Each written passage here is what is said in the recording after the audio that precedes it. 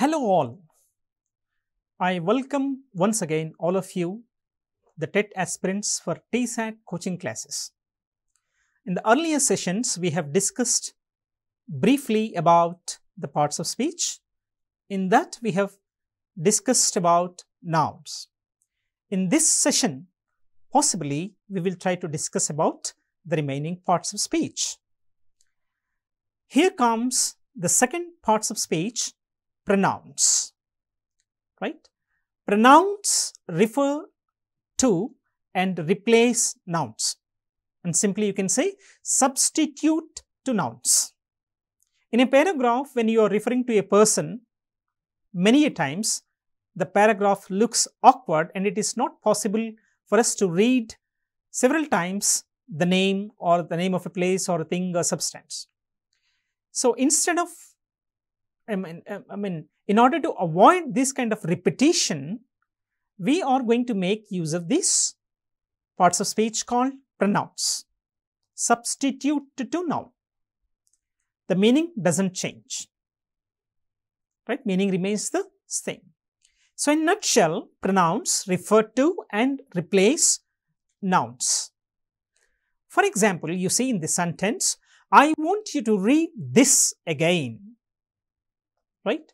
So in this sentence, the words I, you and this are pronouns, right? I refers to the speaker, the first person, you refers to the second person, and this refers to the something else, third person, right?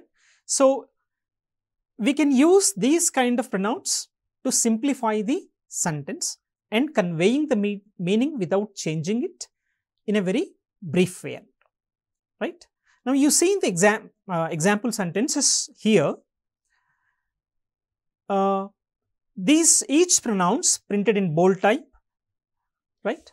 See, she saw it when they bought it.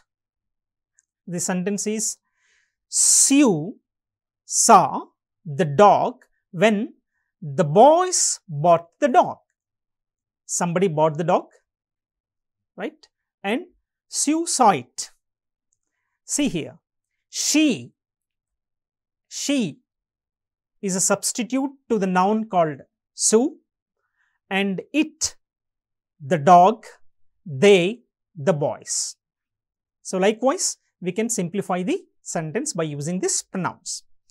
Everybody was glad when it was over. The candy that we gave them was made last year. What did you buy from them? It barked loudly and then wagged its tail. It barked loudly and then wagged its tail. Some of this is important to me. When she heard herself on tapes, she was embarrassed. We were surprised when they did the laundry themselves. Who bought those from you? Fill it up, please. Many signed up, but few were chosen. We planted them, but the birds ate everything. Right? See, these are some of the example sentences. You can easily identify the nouns which are replaced with pronouns. Now, we are going to identify the different types of pronouns, right? And these pronouns is also very important because these pronouns are divided into 8 groups depending upon their meaning and how they are used in a sentence. Now let us see these different types. Let us begin with personal pronouns. These personal pronouns are used very frequently in English to make writing and speaking more interesting, right? See, you can see the table here. Some of the instances, examples which are being given here, these personal pronouns, they can be used in the place of I, me, my, mine, in place of your name, we, us, our, us, your name and the names of other people, you, your, yours, the names of someone else you're addressing, he, him, his, boy, man, male, masculine. When you come across masculine gender, you can make use of these personal pronouns. feminine gender, girl, woman, female. They can be replaced with these personal pronouns called she, her, hers.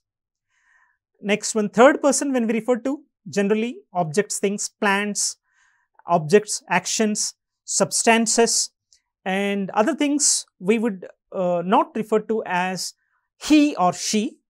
It, its, they, them, they, theirs, etc., etc. These personal pronouns are used instead of these nouns. People, they, them, theirs, their. So these are some of the personal pronouns you can list out. Personal pronouns differ in terms of number, singular number and plural number with reference to the person. Who is the first person? The speaker is the first person. Always remember, the first person always going to be the speaker who initiates, who starts the discussion or the talk. He is called as speaker. So singular, I, me, my, mine. Here, plural, we, us, our, ours. Second person, you, your, yours, singular person, singular number, and plural, you, your, yours, same, you remains the same. Third person singular, he, him, his, she, her, hers, it, its. Plural, they, them, their, and theirs. The second category of pronouns, indefinite pronouns. You can see one sentence here. Everybody should sit in his or her seat until the plane has stopped. Everybody is a pronoun because it does not refer to any particular person or any particular thing. So, if a pronoun is not referring to a person particularly or a thing in particular, such pronouns are called as indefinite pronouns. You can see the table here, some of the examples which are being given here, right? Singular, any, anybody, anything, anyone, everyone, everything, everybody, either, neither, another. Some other indefinite pronouns, everything, everyone, each, nobody, no one, none, nothing, somebody, someone, and something, right? And a few indefinite pronouns are plural. You can see them in this table. Several, all, both, few, some, and many. So these are some of the examples for indefinite pronouns. Now we'll move on to the third category of pronouns, that is demonstrative pronouns, right? This very small group of pronoun is extremely useful in making clear sentences, right? We often make use of them, right?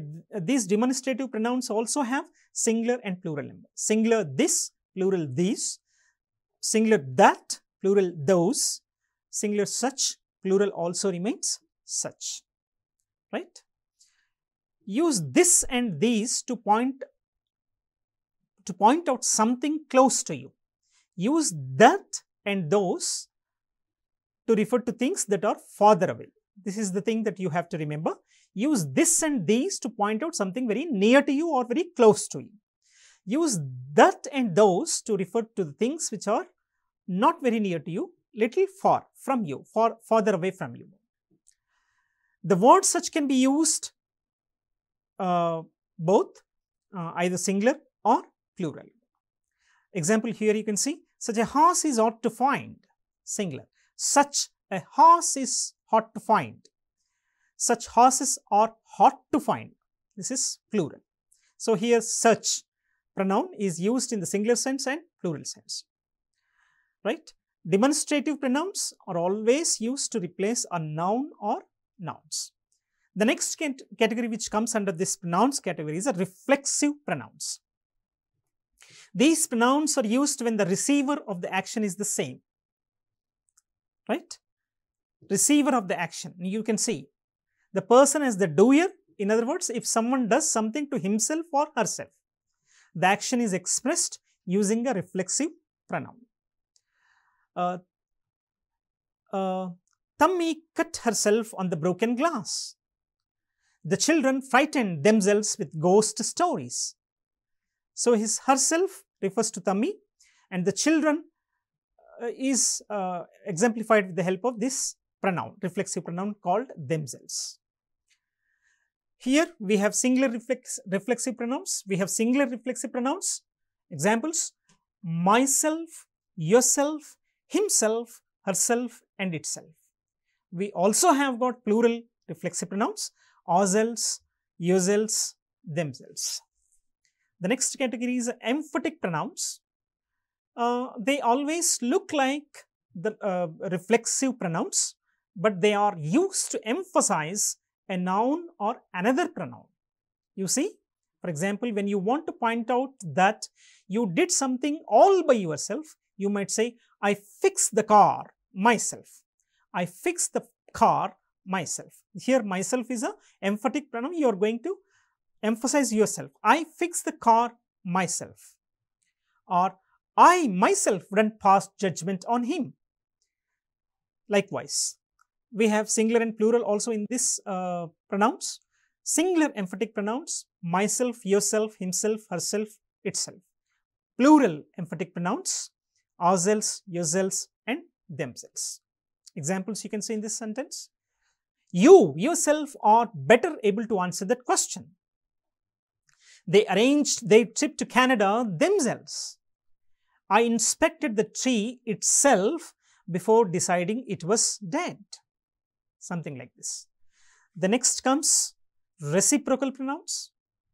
There are only two reciprocal pronouns: each other, one another. Each other, one another. Now we can see them in the examples, the given below. Example: the friends started listening to each other and their relationship improved. The friends started listening to each other and their relationship improved. Right? Listening to each other. Second example: she taught her children to help one another. She taught her children to help one another. So here one another, each other, these two are considered to be as reciprocal pronouns. The next category is an interrogative pronouns. When you ask a question about someone or something, you often start with an interrogative pronoun. No? There are certain examples which are given here: who, whom, whose, which, what. These are considered to be as interrogative pronouns. Examples being given here: who is going to dance next week? Whom will you ask about the schedule? Which do you like best, CD or tapes?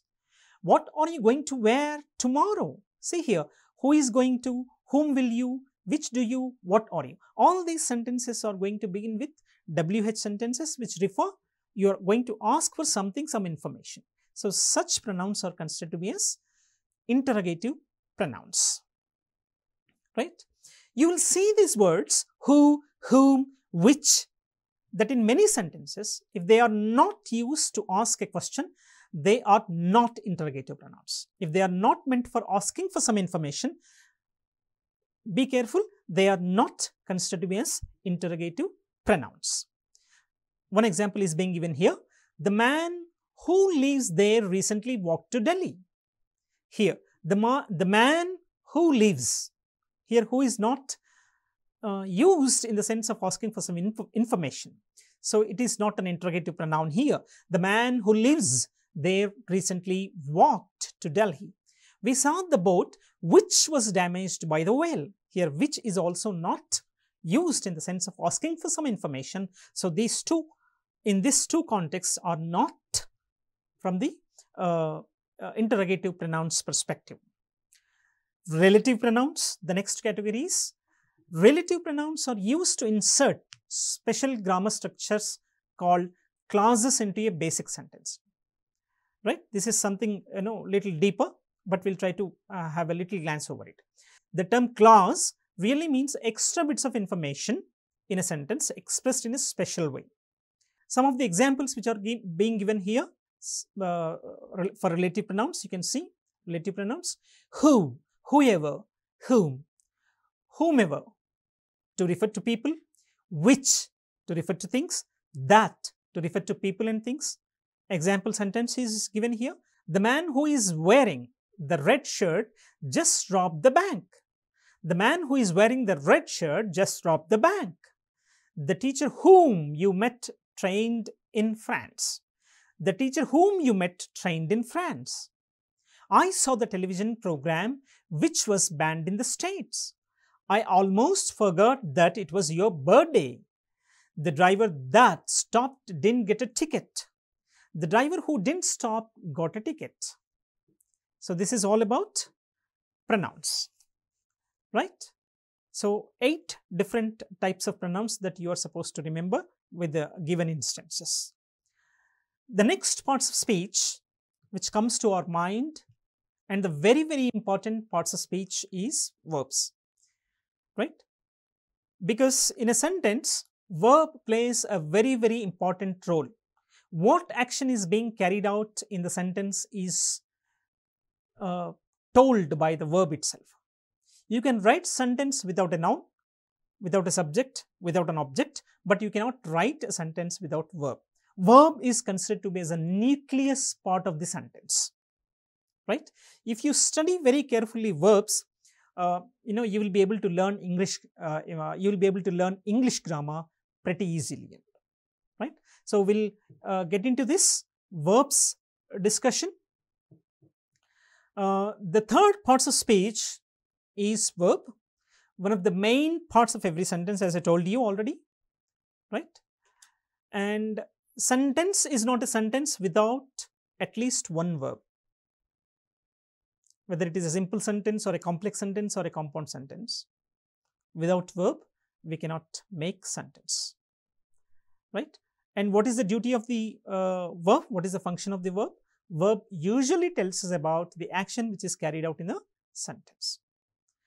These verbs are found in the middle of the sentence. How you will be able to identify them?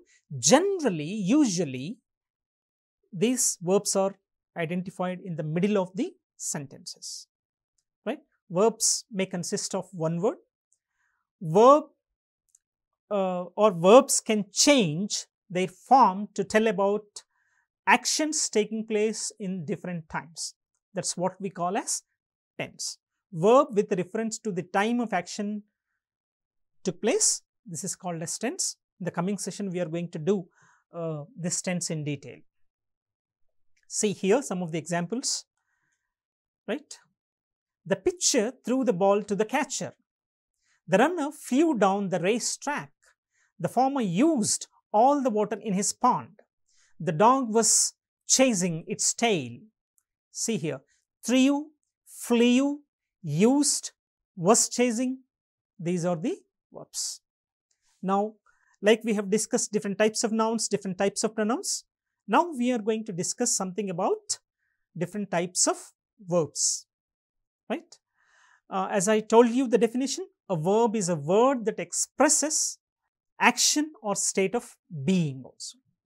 So in that category, the first verb category that comes is a action verbs, right? Most verbs which we use in our oral discourses and written discourses are considered to be as action verbs. They show that something is being done, something is being carried out, or that something is happened, or something has happened. Happening or happened or will happen. Okay. So these action verbs refer to actions that can be observed with the 5 senses, such as the children run after the dog, the horse jumped the fence, the rose grew very quickly, he caught the ball easily, she drives very carefully when it's snowing, something like this. We can observe with all of 5 senses the actions which are being carried out in these sentences. Ran, we can see, jumped, we can see, grew, we can see, caught, drives, all these things, right? The important points which we can discuss about the action verbs. Action verbs may also show mental action that cannot be seen or observed. Both the things. We can see them with 5 sensory organs, that's what we, 5 senses, may not be also. She thought about what she had done. She thought, only it is related to brain. They realized their mistake. Realized, we cannot see, we cannot observe. That accounted for his absence. Accounted, we cannot see or observe. David decided, we don't know, we cannot see or observe it, decided to move to Woodstock. You can guess the answer. Trish really loves her husband. Something like this. Okay, state of being verbs. A small number of verbs express a state of being. This is called non-action verb. These verbs are called as non-action verbs, sometimes called linking verbs or copula verbs. They show that something or somebody exists. Now you see, I am here. We were scared. You are hungry. You will be successful. John is tired. They were unhappy. Sherry is an accountant. He was a good friend. The dog was friendly. So these types of verbs are called as linking verbs or copula verbs. These show that something or somebody existing. The list you can see in the table, a list of non-action or linking verbs which include am, is, are, was, were, be, been, being, right? Have been, has been, had been, will be, become in all forms, will have been, seen. So these are the some of the linking verbs, right? Am, is, are. These are also called as be forms. Am, is, are, was, were. Be, been, being, have been, has been, had been. Something like that. Apart from this, you also have will be, right? Become, seen. These are all considered to be as linking verbs. These are also called as non-action verbs. Words that can be used as helping or auxiliary verbs: has, have, had, would, could, should, may, might, must. This is another category of the verbs considered to be as auxiliary verbs or helping verbs. Has, have, had, would, could, should, may, might, must, can, am, is, are, was, were. Never say was, that is V-A-S-E. No, this is was, were, has, have, had, shall, will, do, does, did, done is also there, have been, has been, had been, am being, or being, is being, was being, and were being. The other category of the verbs which we come across is irregular verbs. As you may have noticed, some verbs form their principal parts changing their spelling, right? If you come across the verbs such as, they are called as irregular verbs. There will be slight spelling change in it. Not only spelling, the pronunciation also gets changed. See here, throw present tense, threw past tense, past participle is thrown, throwing is present participle. So there is a spelling difference in these 3 words. So such type of spelling deferred verbs are called as irregular verbs. Some of the examples are being given here. There are many, but I have given you a few of the examples here. Feel, felt, felt.